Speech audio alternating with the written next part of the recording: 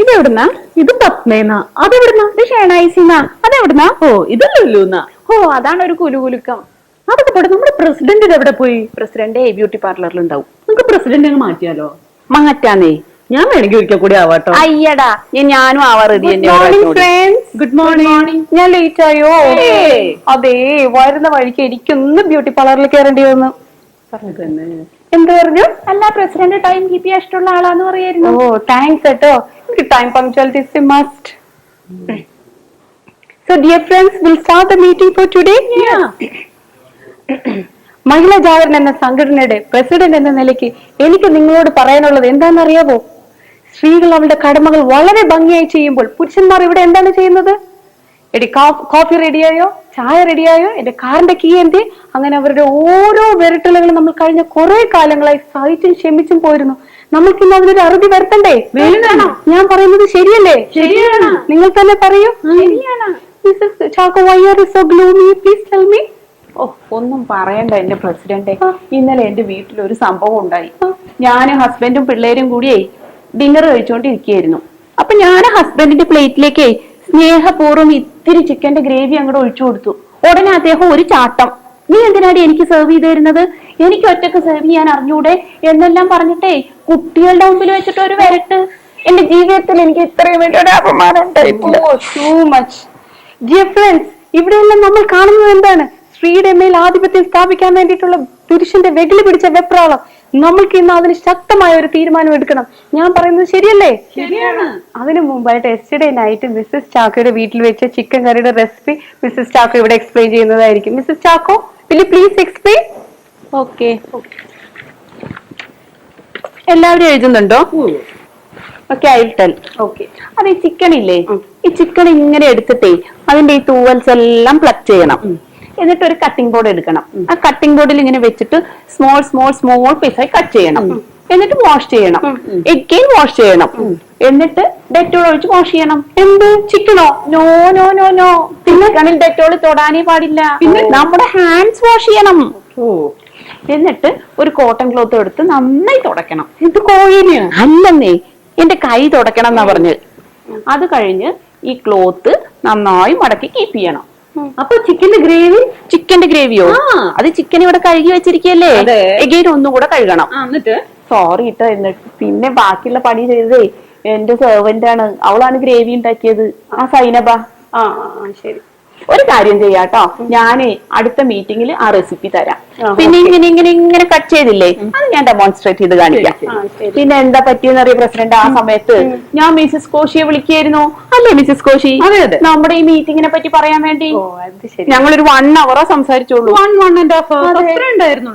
അല്ലെങ്കിൽ നമ്മുടെ വീടിന്റെ കാര്യത്തിൽ നമ്മൾ ഒരു ഇമ്പോർട്ടൻസും കൊടുക്കരുത്. നമ്മുടെ സംഘടനയ്ക്ക് വേണം നമ്മൾ ഇമ്പോർട്ടൻസ് കൊടുക്കാൻ.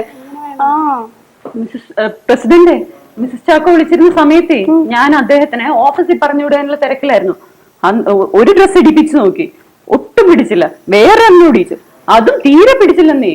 ആർക്ക്? അദ്ദേഹത്തിനോ? അല്ല, എനിക്ക്. അദ്ദേഹത്തിന്റെ ഇഷ്ടം നോക്കാറേ ഇല്ല. എന്റെ ഇഷ്ടം മാത്രമേ നോക്കാറുള്ളൂ. അത് മാത്രമേ ഞാൻ നടപ്പാക്കാറുള്ളൂ. അല്ലെങ്കിൽ നമ്മുടെ ഇഷ്ടം മാത്രമേ നോക്കാവൂ, അവരുടെ ഇഷ്ടം നോക്കാനേ പാടില്ല.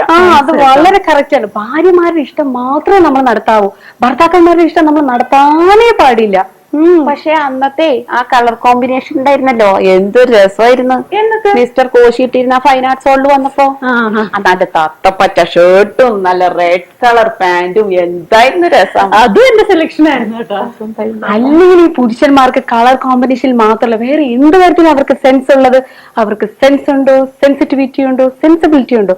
ഭാരതത്തിലെ കഷ്ടപ്പെടുന്ന സ്ത്രീകളുടെ പ്രശ്നത്തിന് പരിഹാരം അസൽ മമ്മൂട്ടി. മിസസ് കോശി എന്താ പറഞ്ഞു വന്നത്? കഴിഞ്ഞ ദിവസം മിസസ് ചാക്കോയ്ക്ക് ഉണ്ടായില്ലേ ഒരു അപമാനം, അതേപോലെ ഒരു അപമാനം എനിക്കും ഉണ്ടായിന്നേ. ഇത്രയൊക്കെ ശ്രദ്ധിച്ചെടുക്കുന്ന എന്നോട് അദ്ദേഹം ആ നേരം എന്താ പറഞ്ഞെന്ന് കേൾക്കണോ? നാശം തുടങ്ങി അവരുടെ ഒരു സിലക്ഷൻ. ഇപ്പൊ തന്നെ 20 ഷർട്ടും 10 പാൻസും ഞാൻ മാറിക്കഴിഞ്ഞു. 1 മണിക്കൂറായി നിന്റെ പോക്കൃത്തരം തുടങ്ങിയിട്ട്. ഇത്രയും സമയം ഉണ്ടായിരുന്നു നിനക്ക് കിച്ചണിൽ എന്തെല്ലാം ചെയ്യാമായിരുന്നു. എനിക്ക് വല്ലാത്ത ഇൻസൾട്ടേഷൻ ആയിപ്പോയി. മിസ്റ്റർ കോശി അങ്ങനെ പറഞ്ഞു? അതേന്നേ, നിങ്ങൾ വിചാരിക്കുന്ന പോലെ ഒന്നും അല്ല അദ്ദേഹം. മഹാസാധനമാണ്. ഓ ഡിയർ ഫ്രണ്ട്സ്, ഇവിടെയെല്ലാം നമ്മൾ കാണുന്നത് എന്താണ്? പുരുഷ മേധാവിത്വം. സ്ത്രീകൾ അവളുടെ കഴിവുകൾ പല തലത്തിലും തെളിയിച്ചിട്ടില്ലേ? ഭരണതലത്തിലായാലും മറ്റ് ഏത് തലത്തിലായാലും സ്ത്രീകൾ ഇന്ന് കാർ ഓടിക്കില്ലേ? ഓടിക്കും. ബസ് ഓടിക്കില്ലേ? ഓടിക്കും. എന്തിന് ഓട്ടോറിക്ഷയും സ്കൂട്ടറും ലോറിയും ഹെലികോപ്റ്റർ വരെ ഓടിക്കില്ലേ? ഓടിക്കും. ഓടിക്കും. ഇവിടെ കിടന്ന് ബഹളം ഉണ്ടാക്കിയാൽ എല്ലാത്തിനും ഞാൻ ഇവിടെ നിന്ന് അടിച്ചു പുറത്തോട്ടിക്കും. ഈ അമ്മൂമ്മ അവിടെ പോയിരുന്നു വല്ല കൊന്തയും ജപിച്ചൂടെ? ഇവിടെ പെണ്ണുങ്ങളുടെ പ്രശ്നം ചർച്ച ചെയ്യാണെന്ന് ഞാൻ പറഞ്ഞില്ലേ അമ്മൂമ്മോട്? സോറി ട്ടോ president, you start. It's okay, no problem. നമ്മൾ ഇന്ന് നമ്മുടെ ശത്രുവായ പുരുഷന്മാർക്കെതിരെ ഒറ്റക്കെട്ടായി സംഘടിച്ച് അണിനിരക്കുന്നു. ജാഥയൊക്കെ ഉണ്ടാവോ? നോ, ജാഥയില്ല, നമ്മൾ മാനസികമായി തയ്യാറെടുക്കുന്നു. അങ്ങനെ നമുക്ക് നമ്മുടെ നല്ല നാളെ സ്വപ്നം കാണാം. കൊച്ചമ്മ ഇവിടെ സ്വപ്നം കണ്ടിങ്ങനെ നിന്നു. എന്താടി പ്രശ്നം? വീട്ടിലാകെ പ്രശ്നമാ. ഞാൻ രാവിലെ പോരുമ്പോ ഒരു പ്രശ്നമില്ലായിരുന്നല്ലോ. പോകുന്നതിന് ശേഷം പ്രശ്നം. നീ സാറിന് ബ്രേക്ക്ഫാസ്റ്റ് കൊടുത്തില്ലേ? കോഫി കൊടുത്ത് ബ്രേക്ക്ഫാസ്റ്റ് കൊടുത്തു. ബ്രേക്ക്ഫാസ്റ്റ് കഴിച്ചു വന്നപ്പോ തൊട്ട് ചോദിക്കാണ് കൊച്ചമ്മ എവിടെ നിന്ന്. അപ്പൊ നീ പറഞ്ഞില്ലേ ഞാൻ മിസ്സസ് ചാക്കോയുടെ വീട്ടിൽ മീറ്റിങ്ങിന് പറഞ്ഞു. പിന്നെ സാർ ഉച്ചയ്ക്ക് ഊണ് കഴിക്കാൻ വന്നപ്പോഴാ രസം. വീട്ടിക്ക് നീ ചോറിന് രസം ഉണ്ടാക്കിയോ? എന്റെ കൊച്ചമ്മ ആ രസം അല്ല. പിന്നെ ഏത് രസം? ഉച്ചയ്ക്ക് ചോറ് വെച്ചില്ല, പിന്നെ രസം ഉണ്ടാക്കുന്നത്. നീ ചോറുണ്ടാക്കിയില്ലേ? അങ്ങനെ 12 മണിക്കുള്ള സീരിയൽ കാണണ്ടേ, കുടുംബങ്ങൾക്ക് ഒരു കാവൽക്കാരി. അയ്യോ, നീ അത് കഴിഞ്ഞിട്ട് നിനക്ക് സമയം ഉണ്ടായില്ലേ? 12:30 സീരിയൽ, 1 മണിക്ക് സീരിയൽ, 1:30 യോഗ ക്ലാസ് ഉണ്ടായി. നീ യോഗയും ചെയ്യാറുണ്ടോ? അത് എന്ത് ചോദ്യം എന്റെ കൊച്ചമ്മ. എന്റെ ഫിഗർ കണ്ടാ അറിയില്ല ഞാൻ യോഗ ചെയ്യുന്നത്. അവൾ ഐശ്വര്യയാൻ പോലെ. നീ കാര്യം പറ. എല്ലാരും പറഞ്ഞു ഞാൻ സോണാലി ബെൻഡ്രെ പോലാണ്. അവളുടെ ഒരു സോണാലി ബെൻഡ്ര. നീ കാര്യം പറയടി. കൊച്ചമ്മ ഇന്ന് യോഗ തുടങ്ങിയപ്പോ തന്നെ യോഗ ടീച്ചർ പറഞ്ഞ് കണ്ണടച്ചിരിക്കാൻ പറഞ്ഞു. ഞാൻ അങ്ങനെ കണ്ണടച്ചിരുന്നു. കുറച്ച് കഴിഞ്ഞ് പറഞ്ഞു ഉറങ്ങിക്കോ ഉറങ്ങിക്കോ. ഞാൻ അങ്ങനെ ഇരുന്ന് ഉറങ്ങി. എന്നിട്ട് സാറ് വന്ന് വിളിച്ചപ്പോഴാണ് ഞാൻ ഉണർന്നത്. എന്നിട്ട് സാറിന് ചോറ് കൊടുക്കണ്ടേ?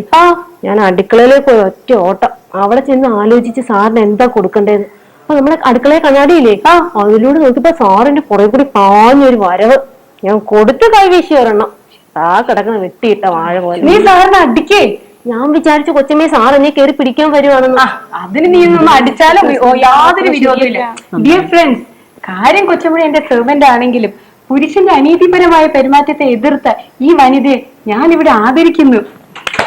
എടി കാര്യം പറ. നീ എന്റെ കൊച്ചമ്മ സാറിനെ അടിക്കാൻ വന്നതാണ്. അടിക്കേ? വീട്ടിൽ കള്ളം കേറി. കള്ളം കേറിയോ? യോഗ ചെയ്തോണ്ടിരുന്നപ്പോ ഉറങ്ങിക്കോ ഉറങ്ങിക്കോ എന്ന് പറഞ്ഞില്ലേ, അത് കള്ളനായിരുന്നു. എന്നിട്ട് കൊച്ചമ്മയുടെ സ്വർണവും പണവും പട്ട് സാരി എല്ലാം എടുത്തോണ്ട് ഞാൻ ഈ അടുത്ത മീറ്റിംഗ് ഏത് ഡ്രസ് ഇടും? സാരി ഞാൻ കൊച്ചമ്മയ്ക്ക് തരും. ഞാൻ കൊച്ചമ്മയ്ക്ക് തരും. സാരി എനിക്ക് വേണ്ടോ? ഗോഡോ ഇംഗ്ലീഷ് പറഞ്ഞ് നിക്കല്ലേ. എടി നിനക്ക് അറിഞ്ഞൂടെ, എനിക്ക് ടെൻഷൻ വന്ന ഞാൻ ഇംഗ്ലീഷേ പറയുള്ളൂ. എനിക്കറിയാം. ജോർജ് സാർ അറിയില്ലല്ലോ. ജോർജ് സാറും തോമസ് സാറും കോശി സാറും ഒക്കെ ഇങ്ങോട്ട് തിരിച്ചിട്ടുണ്ട്. കോശിച്ചാനോ? കോശിച്ചാൻ എന്തിനാ പെണ്ണ് പറഞ്ഞേ? നിങ്ങളുടെ വീട്ടിൽ ആദ്യം കള്ളം കയറിയ. എന്റെ ദൈവമേ, ഇവിടെ ഇരിക്കുന്ന പലരെയും വീട്ടിൽ കള്ളം കയറിയെന്നാ പറയുന്നേ.